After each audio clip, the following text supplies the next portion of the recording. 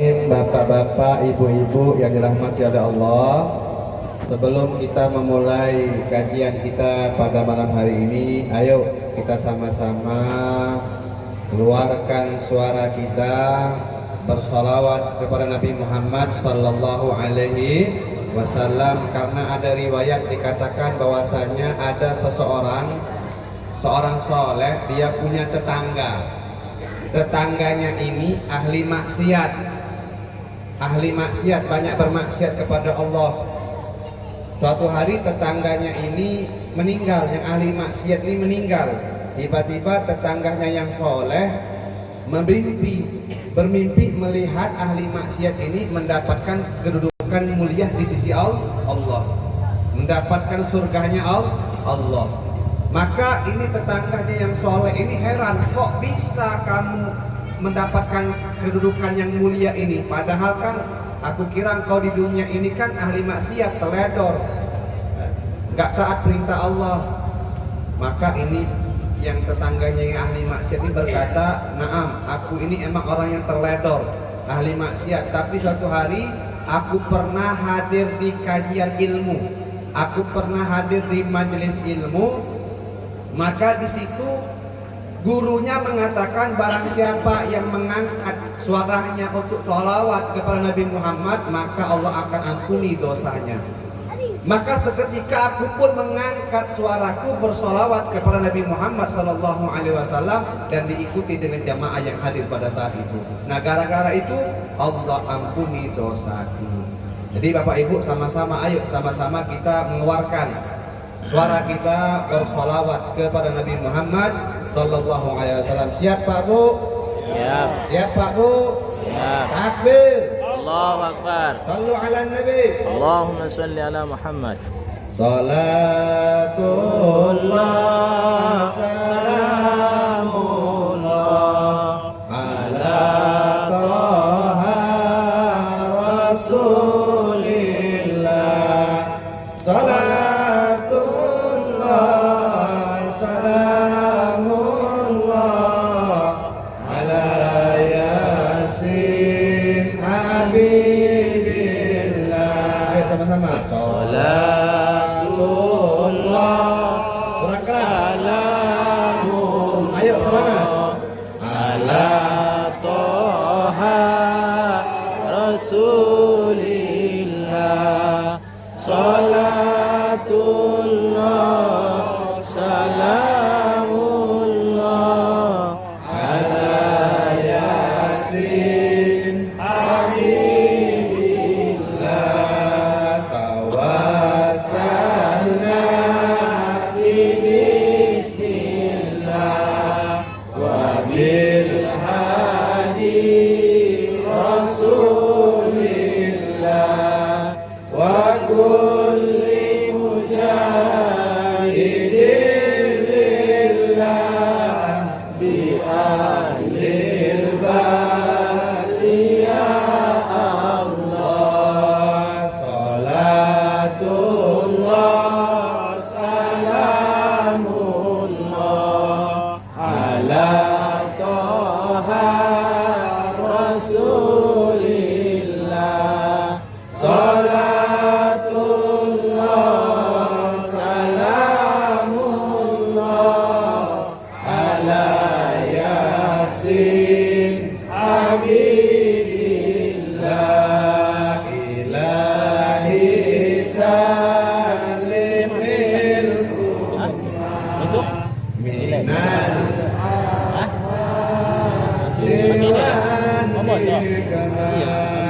wa min cas aja. Hah? wa min Pakai ini? ummati ahlil bari ya Allah. Salatullah salamullah ala Taha Rasulillah. Salatullah salamullah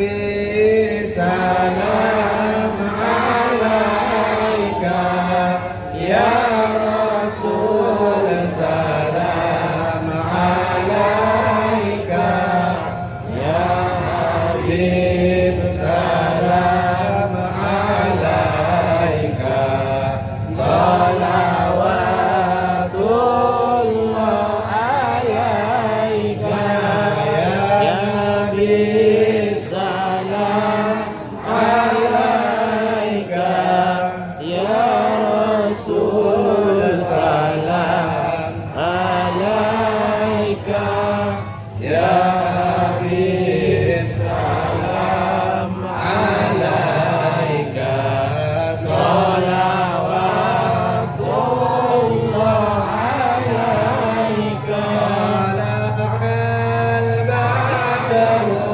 alaina min saniyatil wada, wajaba syukru alaina, mada'a lillahi dan. Alhamdulillah. Mudah-mudahan bacaan salawat kita pada malam hari ini mudah-mudahan penyebab turunnya rahmat di desa ini. Mudah-mudahan penduduk desa ini Allah limpahkan keberkahan. Dan mudah-mudahan yang rezekinya sempit Allah luaskan rezekinya. Yang punya urusan Allah mudahkan urusannya. Yang punya hajat Allah kabulkan hajatnya. Dan mudah-mudahan kita semua Allah matikan dalam keadaan husnul khatimah, dan Allah kumpulkan kita nanti di surga bersama baginda agung Nabi Yuna Muhammad. Amin ya rabbal. Assalamualaikum warahmatullahi wabarakatuh.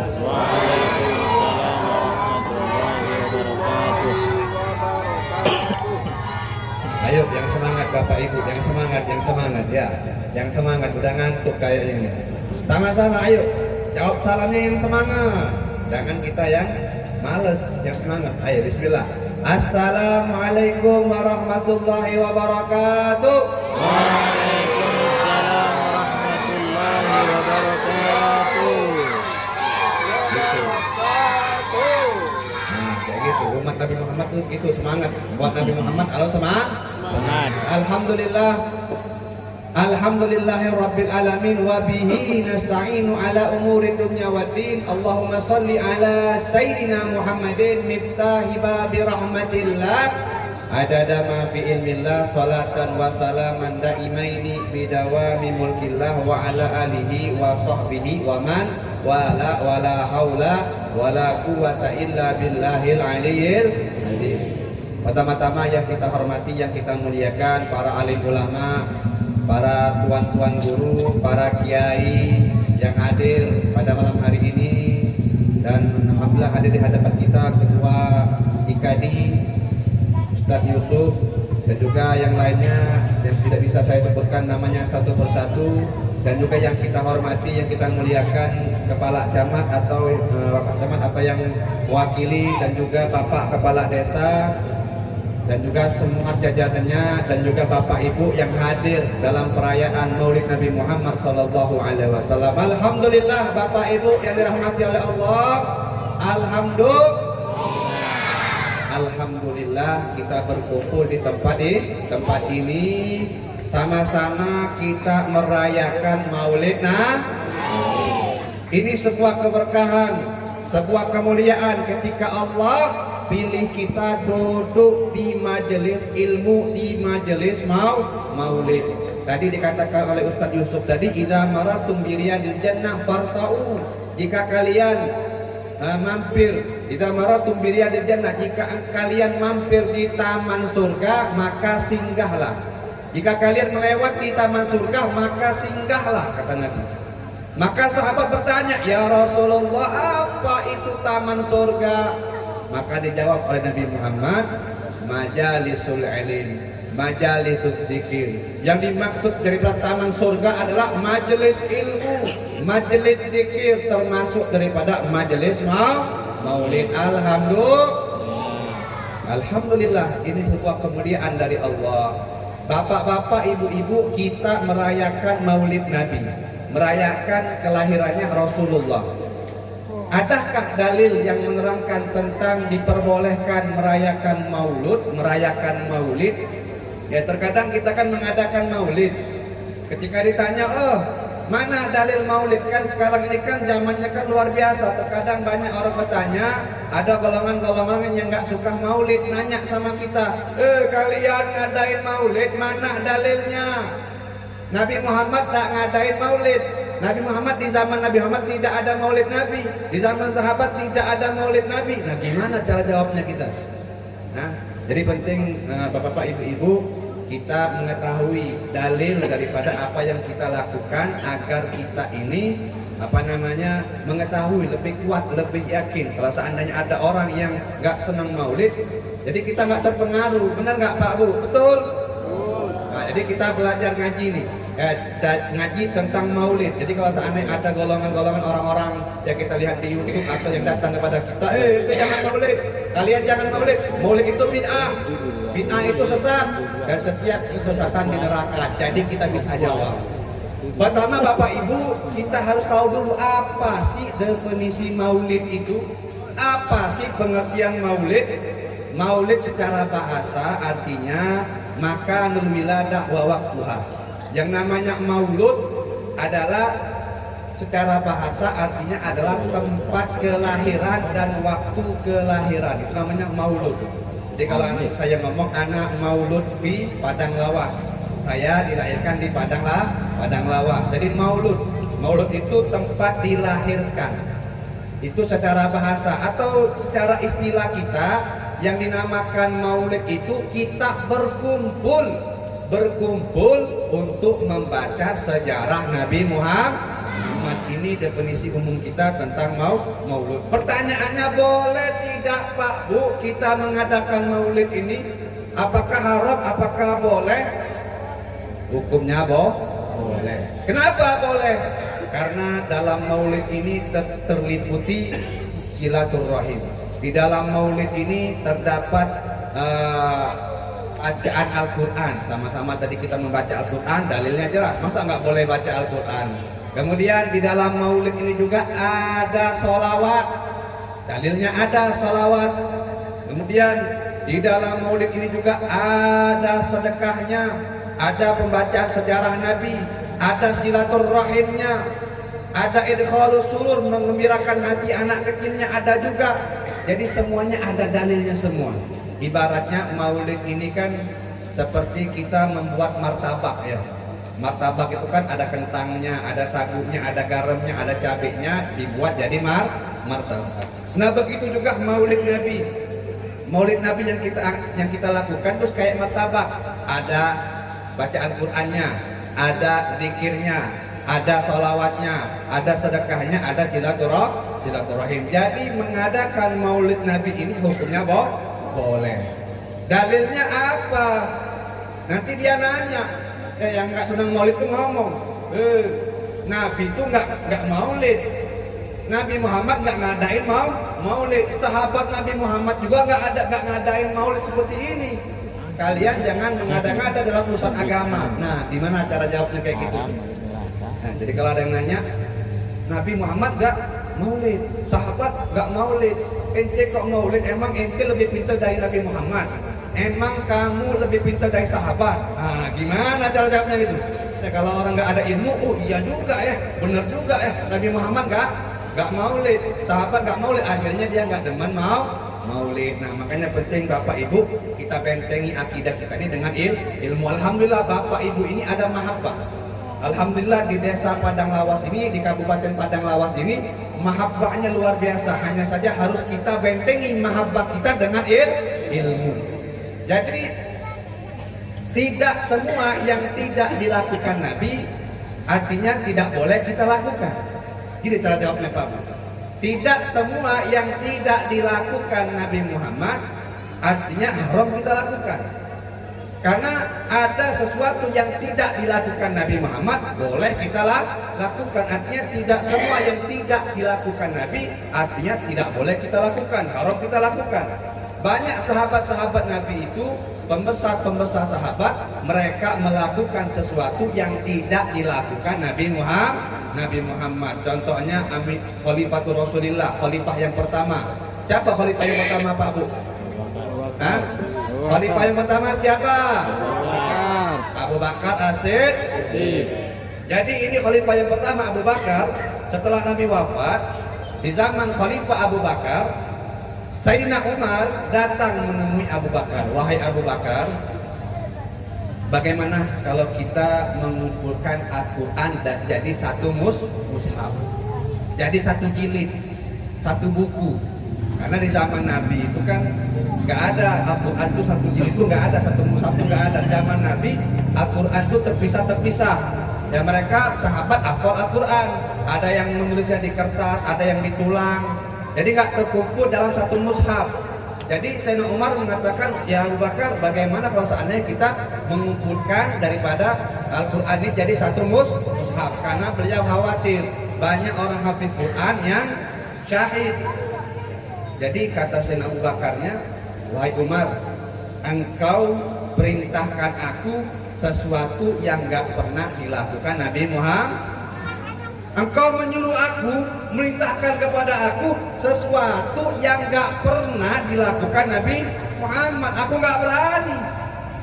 Kemudian Sayyidina Umar mengatakan, wahai Abu Bakar, demi Allah ini baik, ini maslahat buat ummah. Maka Sayyidina Abu Bakar pun beliau istikharah dan mengiyakan daripada inisiatif daripada Sayyidina Umar yang mengumpulkan Al-Quran dalam satu mushaf.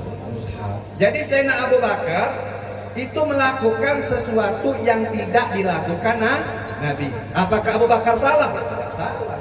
Ini namanya ijma'. Sayyidina Umar pun seperti itu. Di zaman Sayyidina Umar itu melakukan hal yang tidak dilakukan Nabi, yaitu yang biasa kita lakukan sholat taraweh. Ya, sholat taraweh. Kalau sholat taraweh berjamaah di masjid itu di zaman Sayyidina Umar. Di zaman Nabi, sholat taraweh itu sendiri-sendiri di rumah.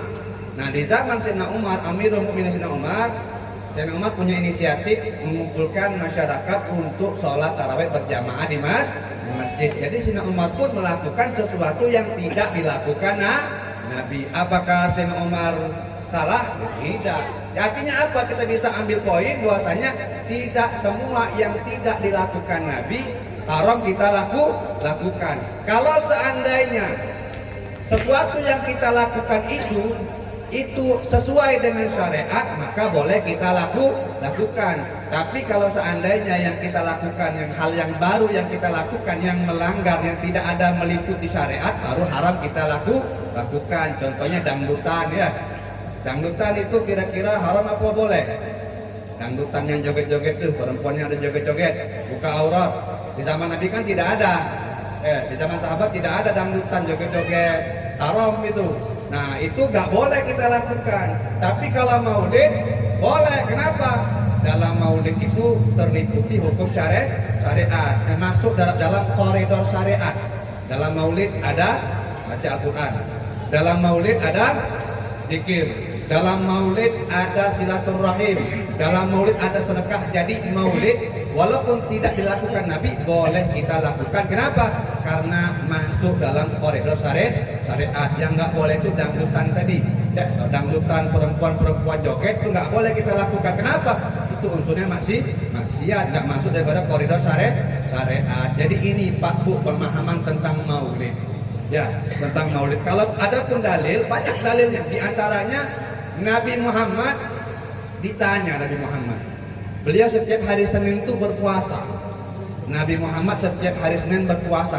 Ditanya, ya Rasulullah, kenapa engkau berpuasa di hari Senin?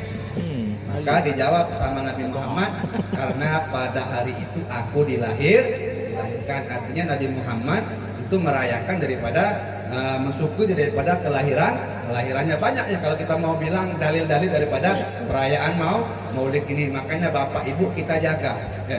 Apalagi generasi anak kita ini kan generasi luar biasa. Handphone ini kan luar biasa, fitnahnya luar biasa. Ini HP ini kadang-kadang bisa merusak kita.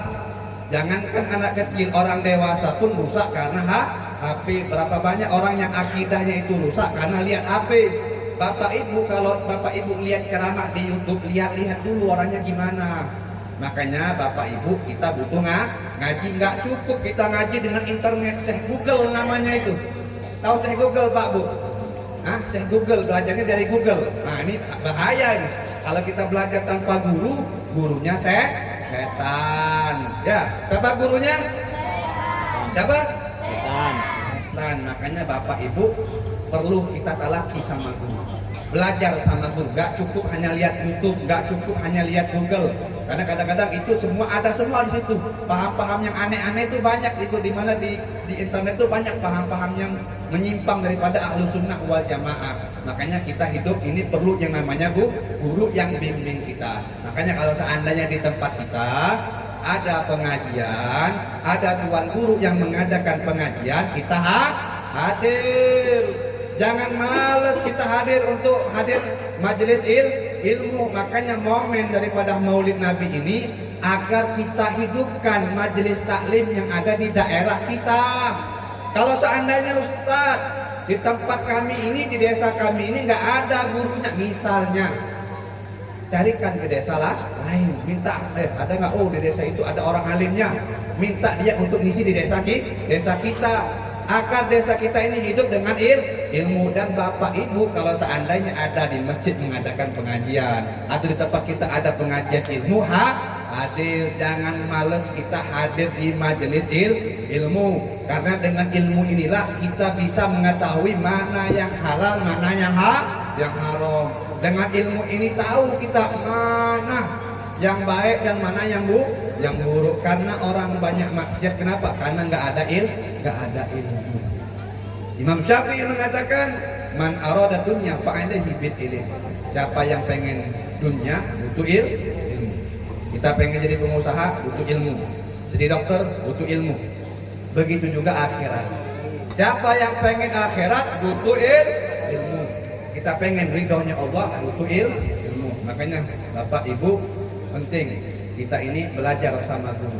Karena di akhir zaman ini kalau kita nggak ngaji, kita akan ikut di fitnah akhir zaman. Ya, ini luar biasa Pak Bu. Zaman kita ini kan zaman fitnah. Ya, ini sekarang ini kan luar biasa Bu. Karena handphone ini kan banyak sekali maksiat-maksiat yang mudah kita lakukan. Itu kenapa? Karena nggak ada benteng ilmu. Karena nggak pernah hadir majelis ilmu. Karena jauh dari ulama. Hati-hati jangan sampai kita jauh dari ulama. Nabi sudah mewanti-wanti kepada kita. Apa kata Nabi Muhammad? Nabi pernah mengatakan, sayati ala ummati zamanun yafirruna anil ulama wa yaqdirullahu bi salati baliyat. Akan datang suatu zaman pada umatku mereka jauh dari ulama. Zaman kita ini banyak orang yang jauh dari ulama, yang mereka jauh dari ulama. Yang mana ketika mereka jauh dari ulama, jauh dari orang alim, jauh dari orang soleh, maka Allah akan timpakan mereka dengan 3 bala, dengan 3 musibah. Ya, makanya hati-hati, jangan kita jauh dari ulama. Karena kalau kita jauh dari ulama, Allah kasih musibah, 3 musibah buat kita. Yang pertama, kalau orang jauh dari ulama, lari dari ulama, Allah angkat keberkahan daripada hidupnya. Allah angkat keberkahan daripada rezekinya.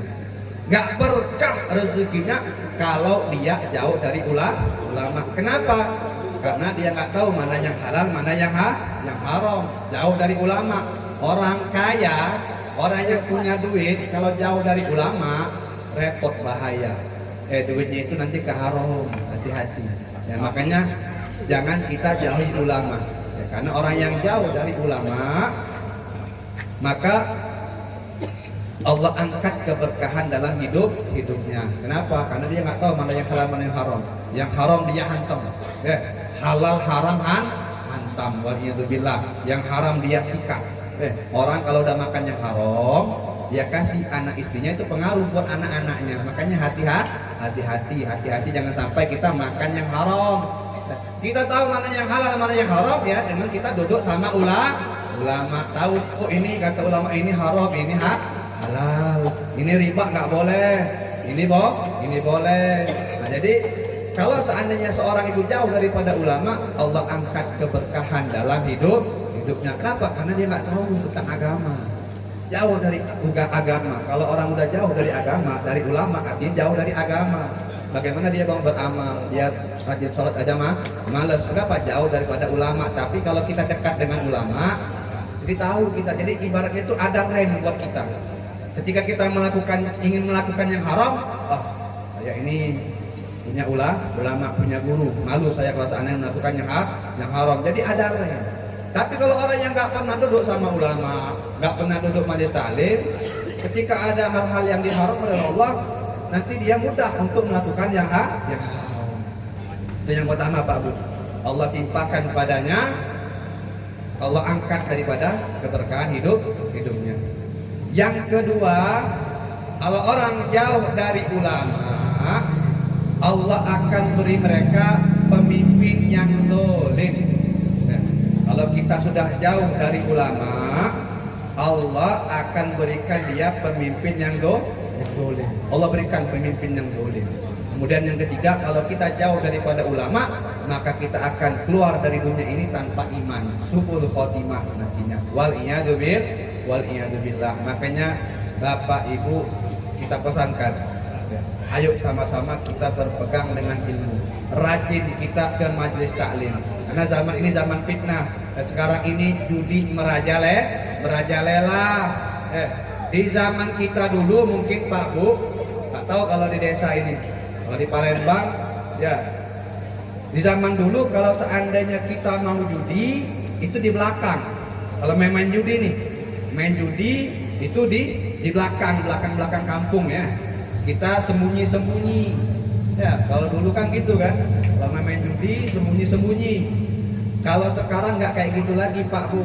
Orang sekarang main judi bisa dengan handphone. Ya, dengan HP. Nah, hati-hati.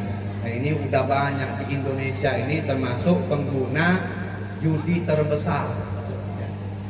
Pejudi terbesar yang menggunakan judi online. Banyak anak bahkan dikatakan 8.000 daripada mereka itu usia anak-anak. Ya, usianya anak-anak. Ini waliyadzubillah. Makanya hati-hati Bapak Ibu. Kita lihat HP anak kita kontrol tuh HP anak kita. Jangan kita kasih saja, bahaya. Zaman sekarang ini luar biasa. Ya, perzinahan pun gampang sekarang ini, dengan handphone pun bisa. Makanya sekali lagi Bapak Ibu, ayo sama-sama melalui momen Maulid ini, ayo sama-sama untuk kita ini mendalami ilmu agama, ngaji. Ya, kita ngaji. Kemudian Bapak-bapak, Ibu-ibu yang dirahmati oleh Allah Subhanahu wa taala, dalam momen Maulid ini juga ayo sama-sama kita tanamkan di hati kita rasa cinta, rasa rindu kepada Nabi Muhammad SAW. Karena hikmah kita mengadakan Maulid ini agar tumbuh di hati kita cinta dengan Nabi.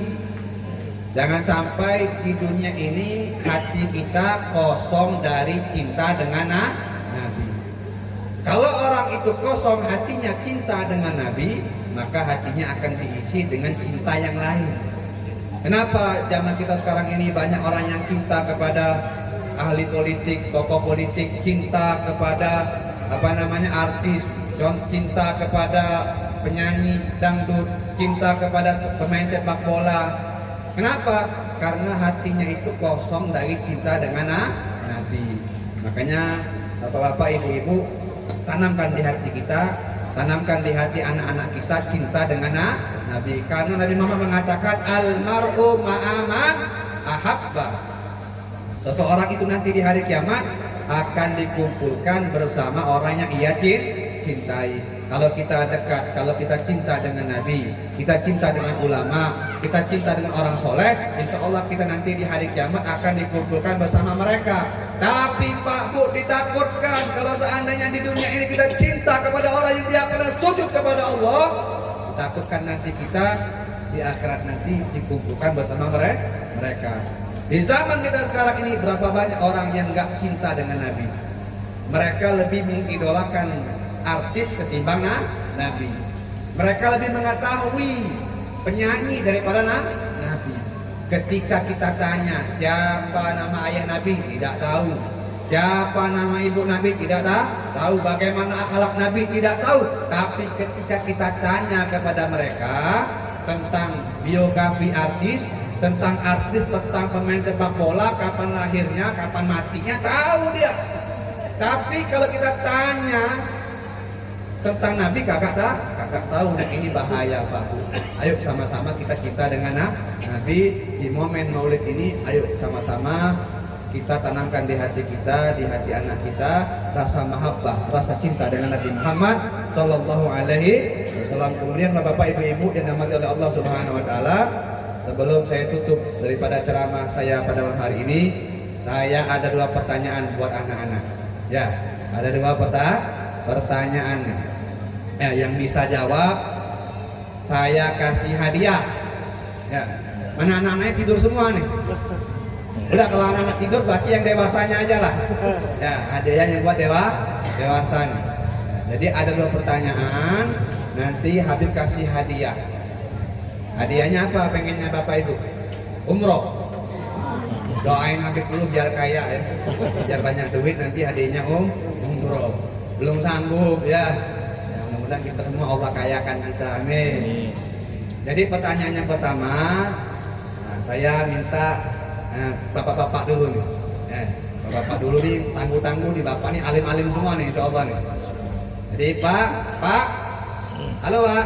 Halo. Pak. Halo. Ini mikirin sawit kayak ini. Biasa panen enggak nih kayak ini. Pak.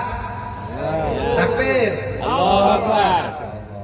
Jadi ini pertanyaan pertama kita ajukan kepada Bapak. Soalnya gampang, soalnya gampang. Soalnya sebutkan fardu wudu. Sebutkan fardu wudu. Itu kegampangan. Jangan itulah, yang lain aja nih. Soalnya ini. Siapa sahabat Nabi yang diberi gelar Saifullah, pedangnya Allah? Jangan ngomong, kalau ini buat Bapak. Ada yang tahu Pak? Ini Pak Yai. Mari Pak Yai, masih ini Pak Yai. Salah itu. Salah. Ya. Ada lagi yang tahu Bang? Jangan Google. Ada yang tahu? Siapa sahabat Nabi yang diberi gelar Saifullah? 1. Itu Bapak belakang. Abu Bakar As-Siddiq. Salah. Abu Bakar gelarnya As-Siddiq. Ada yang tahu? Ayo ini. Juang tangguh ini. Boleh sebelah sana. Oh ya. Salah. Hamzah gelarnya Asadullah. Itu Hamzah. Zaid bin Walid. Zaid bin Walid. Salah, bukan Zaid bin Walid. 1, ayo, coba. Salah. Agak nanti itu perempuan nanti. 1, 2, 3, 4, 5, gagal. Siapa? Khalid bin Walid. Bukan Zaid bin Walid tapi Khalid bin Walid. Saya ulang lagi, tambah satu pertanyaan lagi ini, bapak-bapak nih. Ya. Jadi udah 1 pertanyaan gagal. Bukan rezeki. Sekali lagi pertanyaannya yang gampang aja dah. Pertanyaannya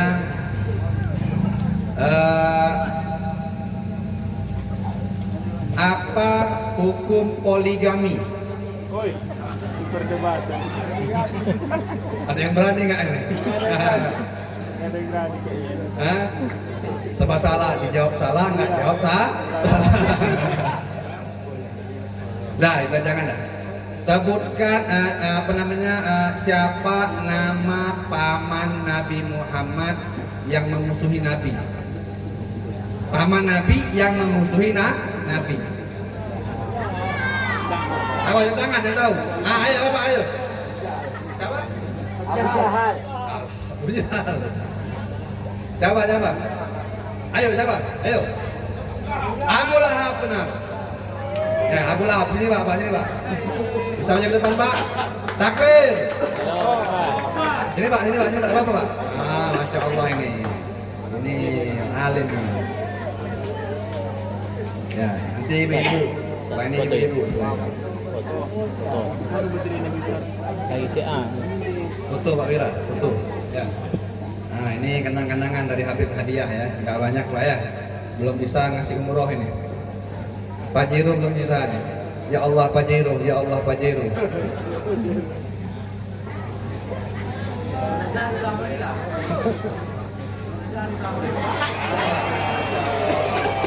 Takbir.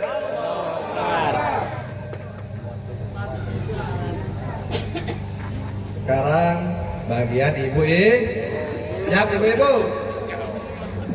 Pertanyaannya gampang. Kenapa perempuan paling banyak masuk neraka? Kenapa sebabnya?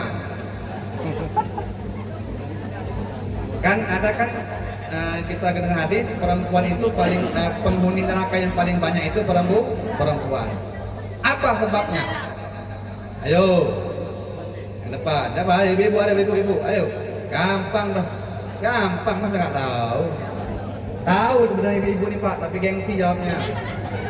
Hah? Ada yang tahu dah? Ibu? Ada tahu Bu? Ayo, halo Ibu. Halo. Ayo, siapa? Ah, ayo boleh. Apa? Boleh kasih mic aja. Jangan malu. Karena mengumbar aurat. Ah, bukan. Di antaranya bukan itu. Kan sebab pertanyaan bukan itu. Ada lagi yang tahu? Hah? Hitung sampai 5 nih. 1, 2, 3, 4, 5. Jawabannya karena perempuan tidak bisa menjaga lisan, tidak bisa menjaga lidah, sama tidak taat sama suami. Sebenarnya tahu ibu, gengsi jawabnya. Ya, benar nggak? Nah, udah saya ganti lagi pertanyaannya yang agak mudah. Sebutkan istri pertama dan istri kedua Nabi Muhammad. Istri tunjuk tangan, istri pertama dan istri kedua. Istri dan Muhammad berapa? Istri dan Muhammad ada 12. Ada 9, ada katakan 12, 11. Minta sebutkan 2 aja, istri pertama dan istri kedua. Tunjuk tangan yang tahu. Ah, ayo, siapa Bu?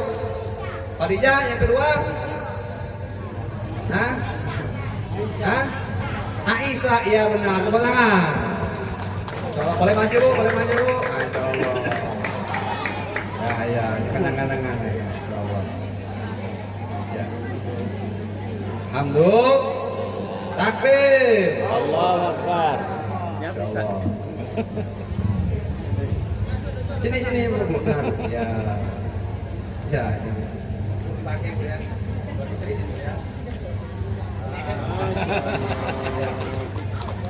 Tangan nih. Alhamdulillah. Ini yang bisa saya sampaikan. Jadi masih itu hadiahnya ya. Doakan Habib kaya, banyak duit. Kalau kesini lagi nanti hadiahnya Pak Jero sama Kemudian Bapak Ibu-ibu nanti setelah Habib ini jangan pulang dulu. Kita minta penjelasan daripada Ustadz Ali yang akan menjelaskan kepada kita tentang peristiwa terupdate yang akan ditayangkan melalui layar yang ada di Palestina. Jadi beliau akan memberikan kepada kita motivasi agar kita ini tergerak hati kita untuk membantu saudara-saudara kita yang ada di Palestina. Ya, kepada beliau kita persilahkan. Dan ini dari Habib. Wassalamualaikum warahmatullahi taala wabarakatuh.